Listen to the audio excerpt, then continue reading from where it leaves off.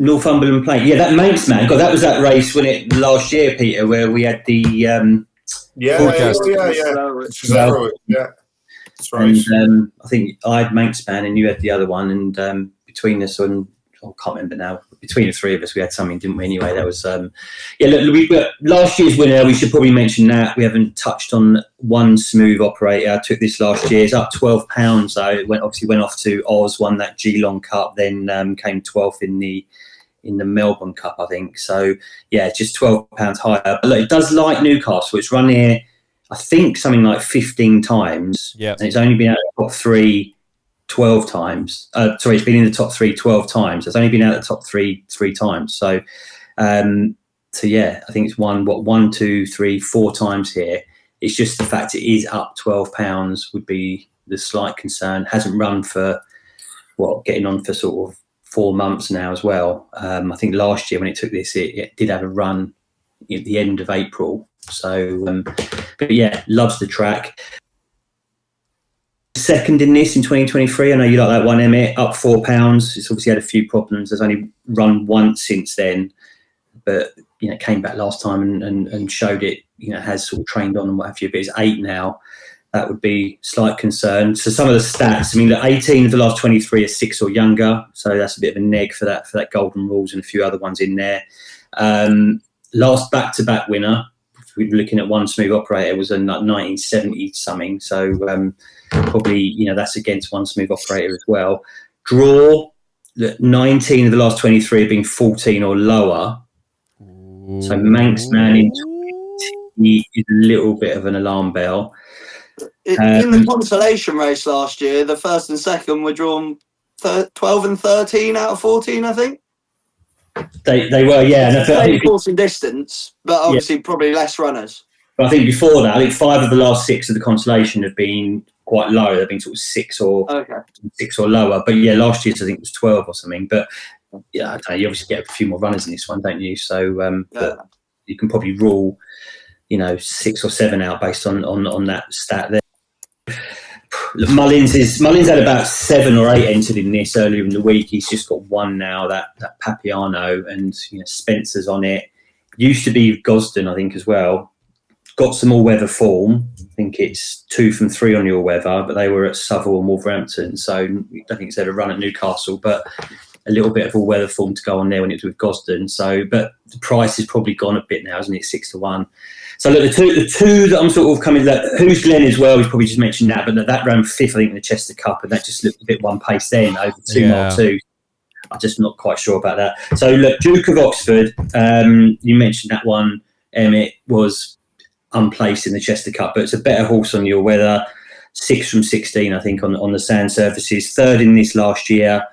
It's got the that quite useful sort of claimer, that Taryn Langley on it. I think it had a claimer on last year, and when you sort of do the calculations with, gone up in the weights and this, that, and the other, it's pretty much the same mark or pound higher or not in it. So Duke of Oxford is certainly one. It's been a bit of money for it, and I think Dancing in Paris is probably worth a mention as well, only because it was 3rd to that French Master last, and we know that horse bolted up at Royal Ascot last time. Form franked, draws okay, drawn 3.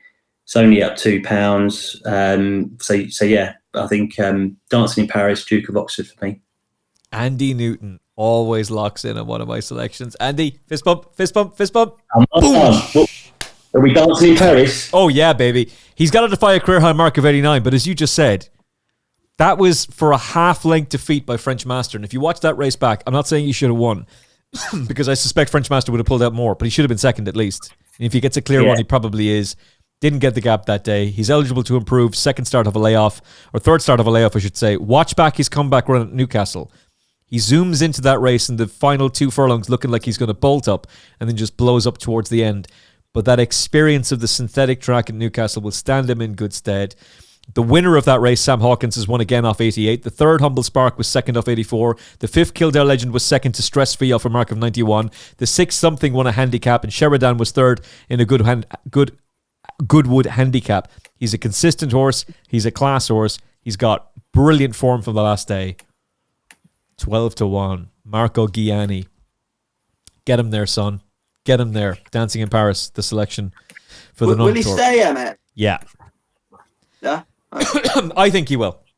Just asking a question, because I see they tried this trip last July and haven't tried it again since, which is a little... Yeah, Newbury, yeah. It was bit of a red flag. 3 lengths that day, wasn't it, at Newbury? Yeah. So, yeah, there are some questions. Because last time, like Emmet said, I mean, at Goodwood, it sort of looked like it was the winner. Then you could say, I didn't quite go through with it. But I did have some traffic problems that day. Yeah, and he was bearing down. He wasn't stopping at the line.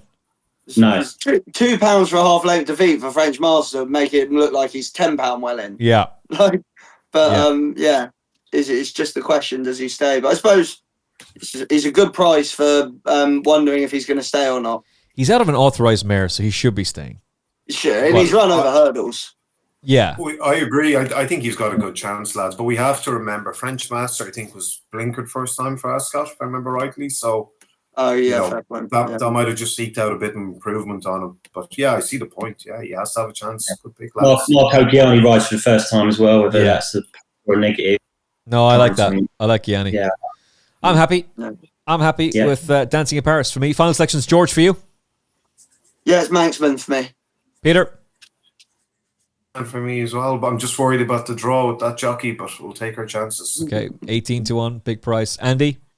We're going to go head to head here, aren't we? They're going Manxman. Let's go Dancing in Paris, me and you. With a little we'll take them, George. Don't worry. We've got the forecast locked. A match bet. What are we betting on this, lads? Whoever finishes ahead of each other. Audis, everything. Yeah. Yeah, match box. Maybe the viewers can come up with an idea for a match bet. A forfeit. Forfeit for the two losers. Yeah, whichever horse finishes behind, the two who are on the horse that finishes behind have to wear leather jackets on the next appearance. It's like losing a Bex. I'm sure you boys have leather jackets. I know. Yeah, damn right we do. Lucky I'm in Italy next week then, hey? So we're all right. So Andy's away. Hopefully we're not recording on Monday. It'll be 30 degrees here. Yeah, I literally just thought of that. I was like, wait, that's not a clever idea actually at all, considering we'll come baking. Up with something. We'll come up with baking hot outside. Okay, the Paddy Power Pretty Polly Stakes Group 1. Kalpana is the 6-4 favourite. She was a big price during the week. Mad stuff. Whirl is 7-4. We might take the long way. 8s, higher leaves, 10-1 for the De Bromhead team. Servy's 14-1 coming over from France. Janice has got ability, and there's a big race in her. Not sure if it's going to be this one though. 16-1. A Magical Hope for Paddy Toomey at 22-1 shot. George Gorman, who are you with in the Pretty Polly? It looks like a straight match between O'Brien and Balding. Who are you siding with? It does, and I'm a little bit, now I've seen there's only 7 runners, I'm a little bit less certain on my selection. But I was inclined to play We Might Take the Long Way each way. Like her weight adjusted rating brings her level with Kalpana. The Navan Group 3 defeat of Catalina Del off ground, that reads well. The horse ran really well on the Ribblesdale to finish 3rd. And a 4th in the Oaks behind Mini Hawkwell and Desert Flower did represent a modest improvement on RPRs, and that came on good to soft, which gives hope that, if loads of rain doesn't arrive, I know we're getting some, just however much we're going to get, the fact that she's performed on soft and good soft equally well gives you some hope she'll be all right no matter what. She didn't appear to quite get home in the Oaks, so I think a step back in trip here could see her continue to improve. And she's not a long way off these. Like I said, on weight adjusted ratings, she's actually level with Kalpana. I'd almost be more scared of Whirl than Kalpana receiving the £12 of the two of them. I think Whirl should probably be favourite. On that basis, maybe I should be backing her. But I think I don't like betting 2 places each way, but 10-1 is just a bit too big. I think there's a small chance she could go and win it, but she ought to be in the 2. On a line through Serenity Prayer, the Balding team are going to know what they have. And if Kalpana goes off a strong favourite, she'll probably win, Peter Michael. I really like her. I think she's a very, very talented filly. It's 6 years since a 3-year-old won this race. That was iridescent for Joseph O'Brien. Aiden's last winner of this race was Magical, who was a 5-year-old. And the last 2 runnings have gone to the British. Kalpana's got red-hot course for him. She'll take a lot of beating. Yeah, I think so. She was a bit unlucky as well in that run in the Curragh. Said she used to give the weight for age, £12. So that obviously, won't be easy, but she's given it for a reason. Yeah, for me, she's the one to beat. I think her line of form could be a bit stronger than the O'Brien's horse, but you go against AP O'Brien at the Curragh on Derby weekend, you take a risk. But yeah, it has to be Calpana for me, to be honest.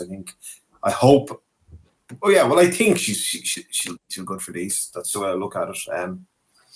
I don't like. She's bound to run a big race. There's nothing like everything's in her favour. We're racing good ground. There's not. You lads were talking about rain. There's not a whole pile of rain forecast unless that changes. I'm only seeing maybe 3 or 4 mils between now and race day, but obviously that can change. We could wake up tomorrow and it could be a lot of rain forecast, which obviously won't be a problem for her. Yeah, look, for me, Calpana is the most solid horse in this race. Obviously, given the weight for age is not ideal, but as I said, she's given it for a reason. So I'll be going with Calpana here. I agree, Andy. I agree, Emmet. Calpana for me, yeah. I sort of concur with what you're saying about George, boys are ganging up on you every race. It's not me and you. I looked through the selections. I'm just taking that view this weekend. A lot of these races are sort of top heavy with quite short price horses that all have a small chance. There's not enough between Calpana and Well for me to take a strong view on either of them. I've taken a few around the sort of 10-1 mark this weekend. And if a couple of them land, then we're laughing. Yeah. But I'd rather do that than pick a load of the short price ones and just the off chance I get them all wrong. You know what I mean? You only, with my strategy, you only need to be right once or twice and you're in clover. Yeah. Yeah, we could just do one more runner here, though, couldn't we, really, for the... Yeah, we could. It puts me off a bit. It does put me off a bit, but... That's the only problem. But yeah, I just think, for me, I just think Calpana, they obviously swerved Royal Ascot. I think it was down to running the Ribbonsdale, wasn't it? And so that just that No, she was going to run in the Hardwick. Oh, the Hardwick, sorry, yeah, that's right. But they, I don't know, I just think that extra sort of time off, freshness, 34 days, I think that sort of couple, I know you sort of look at it and you think £12, it's quite a lot giving it away to Well, but last 5 winners of this have been aged sort of 4 and 5 and given the weight away. So, we know that experience last time at the Curragh, I know that form's taken a bit of a knock with Los Angeles, but I still just think they're taking their time with Calpana. If there is any rain, she'll be fine on it as well. And yeah, I'm just happy to, if it is 15-8 or something, I can't see it being that 6-4 now, is it? But they were joint favourites earlier, sort of 15-8, and so it's already the money's come in a bit, isn't it, for Calpana? Yeah. And that's a good sign in my book. So yeah. Well, you could make the argument that there's only £5 between them, according to the official handicapper, which I think is nonsense at this level, really. But Calpana has to give £12 away, and there's only £5 in the ratings difference. Whirl is almost certainly going to go from the front and try and make all under Ryan Moore, and Aidan O'Brien and Ryan Moore almost impossible to stop in those conditions. But Calpana will probably just do what Blue Stocking did last year. And I think Calpana is a better filly than Blue Stocking was at this time in their development.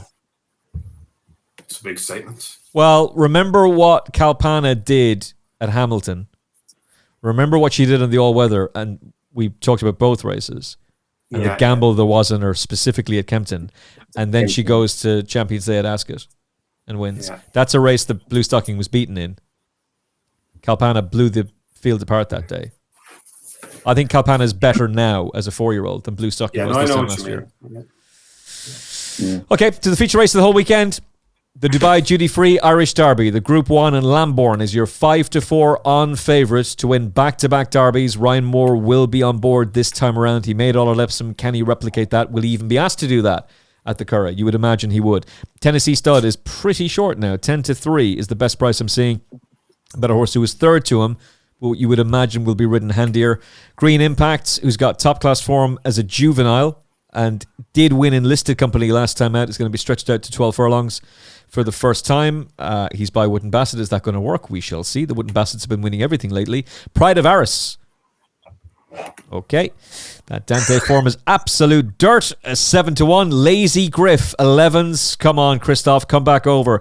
Puppet Master. Didn't run at Royal Ascot. A 14-1 shot. Aidan O'Brien's got some record with the outside priced horses of at least being able to place. So that brings in Serious Contender 33's Trice, a 50-1 shot, having won a Group 3 for all that it was handed to him by the stewards afterwards. Sir Dinadan will be in to make the pace, 16-1, or 66-1 I should say. And the old boat HMS Shackleton will be making a noise a whole the way around, 100-1.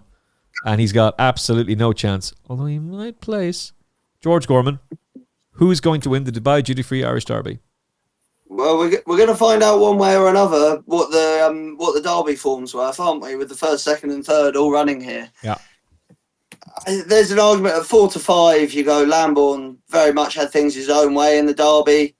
Lazy Griff probably benefited from being ridden very forward from that inside draw to get a handy position.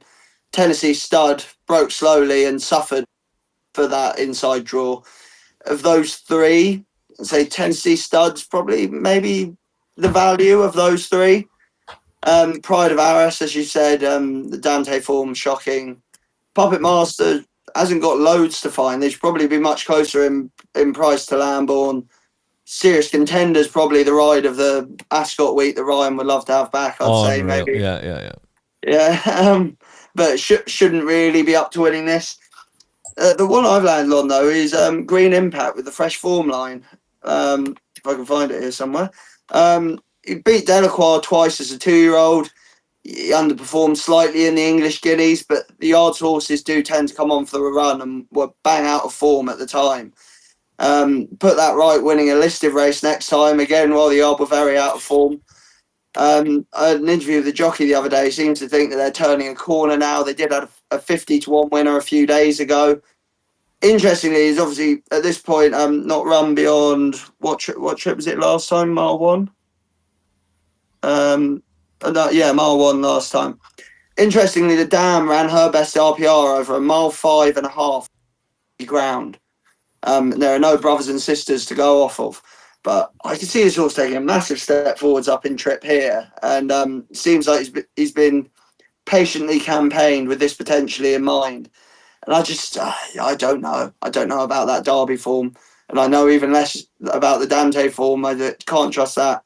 I like this, the fresh form line, horse stepping up in trip for a yard that's just sort of starting to turn the corner. So I'll be with Green Impact. Okay. Rostropovich was 25-1 when he placed in this race in 2018. Sovereign was 33-1 when he won it even. Anthony Van Dyke 5-4. Norway 16-1 in third. Santiago 2-1. Tiger Moth 11-1. Dawn Patrol 10-1. Order of Australia, who would go on to win a Breeders' Cup Mile, 33-1. Wordsworth placed at 11-1 before becoming a national hunt horse for David Pipe. Poor old Pisbadil for Donegal O'Brien was an 18-1 shot when placing behind Westover. French Claims 16-1. That was the year Tuesday was sent off favourite for this race. And a couple of years ago, Auguste Rodin was sent off the 11-4 on favourite. He beat Adelaide River at 33s, Covent Garden 80s, and Peking Opera at 66-1. I think this is a poor race. I don't think these horses are particularly good. And I'm pretty certain that Aidan's horses will be absolutely peaked for a proper performance today. And I think it's not impossible, because you've seen it before and you will see it again, that Aidan O'Brien will have the first, second, and third. And that's what I'm going to do. I'm going to play exotics on 1, 2, 3. We need to find out what the full declarations are going to be. But that is the only bet that interests me. Aidan O'Brien to have the first, second, and third in the Irish Derby. Let's find out what the decks are on Friday morning. Peter? Paddy Michael, what you like? Don't know what Paddy is. Lambourne's a certainty, so there's no point looking any further. He's just going to go. You mentioned the horse there. You said Sir Dinadan's going to be a pacemaker, is he? If they roll him. But for who? Pride of Arras. Yeah, Pride of Arras. Sorry, all right, okay. Because I'm just seeing, because I was looking at the ownership. Because isn't that the same ownership as Green Impact? Is it? Sorry. Very similar colours. Yeah, Markenstein. Sorry. No, it is the same. He can be a pacemaker for both. Both, Well, yeah. sorry, I got a bit confused there because I wasn't sure because obviously Green Impact isn't certain to stay the trip, and to be honest, the faster they go, that's only going to suit Lambourne. Yeah. So I mean, you couldn't help but be impressed with him in the Derby. Now I know we don't know, you know, there's still question marks over the quality of the Derby, but like he did everything. He showed he had the speed to lead. He went a good pace, kept it up, and was relentless. And he powered his way to the line. I can't see how he's going to be beaten, to be honest, especially at that track as well that suits prominent tactics. The Derby form, I mean, he's run twice against Lazy Griffin. They've come first and second both times. So that might be a value forecast. That's what I'd be looking at here. I might be worried Lazy Griff might get nabbed for a second late on. You obviously have to respect the Joseph O'Brien horse who was third that day at Epsom. Came from a long way back, as George said. So he's got, you know, a reason to, I wouldn't say beat Lambourne. He won't beat Lambourne. He's got a reason to maybe turn it around Lazy Griff. But I mean, he's 7-2 and Lazy Griff is 14-1. That's absolute insanity in my mind. There can't be much to choose between the two of them in my mind. That's just bias for connections, isn't it? Yeah, I mean, if you could give me a match bet, if he's 7-2 and the other one's 14-1, so if they were priced up in a match bet, what would it be? 1-3, 2-1, something like that? I think Charlie Johnson's been fairly non-committal about the race. I think if the rain doesn't arrive, there's a good chance he'll go to the German Derby instead. Right. So I wonder if that's built into the price. Maybe, I don't know. I'm looking at it as if they turn up. Yeah. Look, Lambourne, lads, I can't see how this horse gets beaten. I mean, we're laughing at Pride of Aris at the form of the Dante. All he could do was win. He did win easily. He won, you know, on his second run of his life. You know, he won very easily. Obviously, Epsom was a no contest for him. Didn't handle the track or whatever it was. He's the only one in that race, in my mind, that has you know. If he goes and wins that race, I wouldn't be surprised because there's a reason why. But I mean, if Tennessee Stud or Lazy Griff, those guys turn around the form, I would be surprised with Lambourne. And I don't think Green Impact's going to stay. I could be wrong. I don't think he's going to stay, especially the pace are going to go. But again, I could be wrong. This is one-way traffic. Lambourne will win this. And I think Lazy Griff is the value play for second. You could just be the 1-2-3 in the Derby again. Same way. Composing has been priced up at 10-1. Right, Emmet, get on. Andy Newton, your thoughts on the Dubai Duty Free Irish Derby? Pride of Aris, I mean, it did have that graveyard stall, didn't it, in the Derby, that 16 where no winner has come from. So that Dante form is muck. But I agree, I agree with that. You know, we gave it, like I said before, we gave it one more chance, didn't we, with that Devil's Advocate and that bombed out Ascot. So that's enough for me. And look, O'Brien, he could have the first three. We could have, if Lazy Griff doesn't go, that's going to massively help your TriCast option. You're sort of doing a Mullins. I hope he does run. I hope they all run. Yeah, I hope they all run. I'll run them all. Payout for him. Exactly. It's not going to matter. It won't matter. I've seen this show before. White Birch and Sprell. Remember them? Oh yeah, they're going to get close and they got lapped. I've seen this before. Aidan has them peaked for the race. Let's lock in an actual order. Come on, what are we going? Oh, I have no idea what the actual order would be. 1-2-4. Oh, well, no, I did a 1-2-4 in this race with Peking Opera fourth. It's that's a fairly raw one with how his hurdling career is going. Yeah. That didn't quite pan out, but that was the year Aidan O'Brien had the 1-2-3-4 in the race. Yeah. And he said the 1-2-3. He said the 1-2-3, I think, twice, and the 1-2-3-4 as well. That's the only bet that interests me. I think Peter's right. I think Lambourne will win, but that's the only bet. Puppet Master doesn't have much to find with him on the Ballysax run, and now they're up to 12 furlongs. Yeah, and the fact they bypassed Ascot last week because that was down to run, so could easily see that getting in the frame. Yeah, I mean, I just think I know that Derby fall could be a little bit questionable. We'll find out, like George said. We'll know a lot more, come Sunday night. But it's still won by almost 4 lengths, and I just think that from Leopardstown, Lambourne has just been improving. It almost got to Delacroix that day. Then it obviously won at Chester. It's improved again to win at Epsom. Yes, the other sort of horses and jockeys are going to know what to expect with Lambourne, giving it a bit of rope out the front and this, that and the other. But if it does, turn into a stamina test with Green Impact, we just don't know. That is the sort of the fly in the ointment. If it does stay, that could be the danger. I mean, 6 in the Guinea. I don't give that horse a chance. I was disappointed with him last time winning. I thought he would have put Curragh way easier than he did. Sorry, I just can't see. No. I just think there's too many ifs and buts. It's a big leap up in against the horse that we know is 100% going to stay, and it'll probably stay further, Lambourne, in time. Look, we've had 19 horses go on and win the Epsom Derby to take the Irish version. So Lambourne, I think, is going to be the 20th. And yeah, what is strange is, I mean, I take it Ryan's going to ride and jock off poor Wayne, but Ryan's he's actually only ridden the winner of the Irish Derby twice, which is quite amazing. Yeah. Considering Brian won it 16 times. Yeah, Gustrodin and just recently. I think it's the last. Is it the last two? Yeah, the last two. Los Angeles and of course, Los Angeles. Yeah. So that's it. But considering, like I say, O'Brien's won it 16 times, it's slightly amazing that he's only won it twice. But yeah, look, Lambourne for me all the way, and could easily see Puppet Master grabbing second, and then we'll see what the final decks are with the others. But yeah, don't complicate your mind. It's real simple. Aidan O'Brien has the 1, 2, 3. You just have to work out in which order. Okay, best bets for the weekend's racing. What's it going to be? Andy Newton, your nap of the weekend. Lambourne. We just talked about it, for the 20th Epsom Derby winner to win the Irish version. George Gorman. My nap is going to be Susie Songs in the Anglesey.